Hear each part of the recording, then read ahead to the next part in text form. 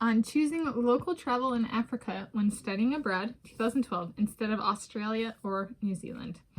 I'm returning to this mapping space, so to speak. Monday, 20 January 2025 is the day I'm filming this. I'm Tanis Leonhardi, she, her, hers, Seattle. I'm going to talk through choosing local travel adventures while I lived in South Africa in the first half of 2012, 6-month student visa, January to June 2012. My travel companions tended to be people I lived near, and we formed a travel unit of sorts.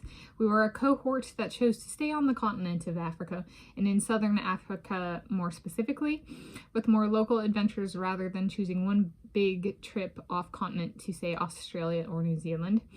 I spread my adventures in Africa, both in-country and out-of-country, across February to June 2012 inclusive, instead of one longer 2+ weeks trip to Australia and or New Zealand. Yeah, so I arrived in Africa. I'm going to go to my handy atlas, the Atlas of the World from Oxford. And so I lived in Africa, down here, South Africa. City of Port Elizabeth is actually on the map. There we go. And we got there and we were like, oh,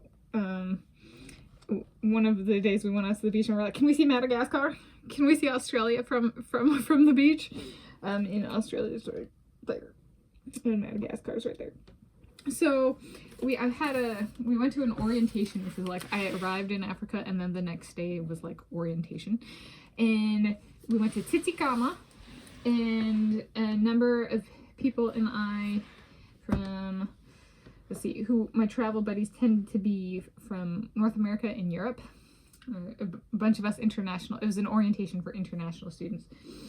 And because I was an international student, because I was going from United States of America to Africa. So I was an international student. And Nelson Mandela Metropolitan University. And so we had found a bunch of materials and we were kind of figuring out what do we want to do. And so I had my school was being covered. I got some money for my family for tuition, I had student loans, and had savings. And so thank you, family. Thank you, United States of America government, for the student loans. And thank you, me, for thinking ahead and saving so that I could actually study abroad in Africa. And I did accrue student loans while I was in Africa, yes. And so we were looking, and some people, I was like maybe middle of the pack for how much money I had for travel. And I was like, growing up, I like really wanted to live in Africa.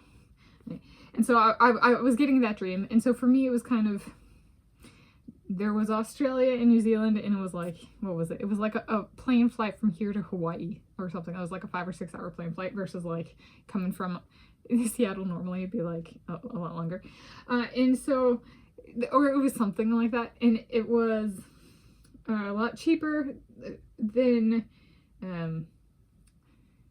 going from Seattle. Although my plane ticket to Africa was what, like multiple thousands of dollars.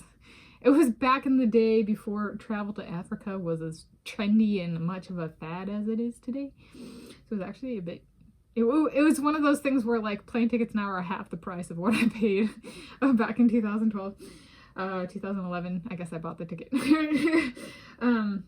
So there's that component of it. So prices were a bit higher back then, actually. And so I was kind of set on Africa, but at the same point I couldn't drive, so I was not old enough and didn't have enough money. So there was a little bit of figuring out how I was going to travel Africa with what I did have, and if I wanted to stay in country, there was a little bit of, I was more, because they called me the baby, because I couldn't really do a bunch of stuff that they could do because they were older than me. So they called me the baby. And so I gotta be a little bit more reliant on some of the other people than most of the people in my group, just by virtue of my age.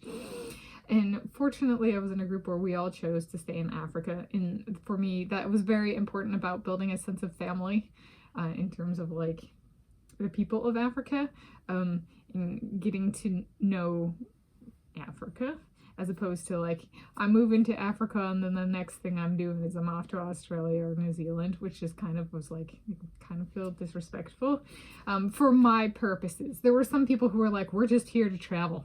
And I think there was, like in the broader international student community, I think there might have been some people who did end up going to Australia and or New Zealand.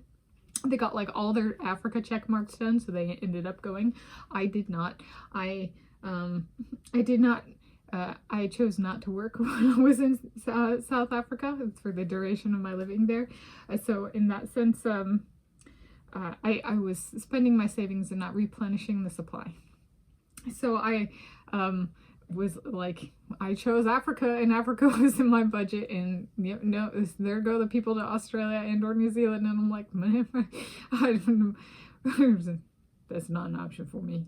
And that was not what I set out to do, but it was something that was discussed because of its proximity and relatively smaller time commitment and monetary commitment. However, it was I also kind of reached the conclusion of just because it's closer and cheaper doesn't mean it's gonna be done right if I did it now.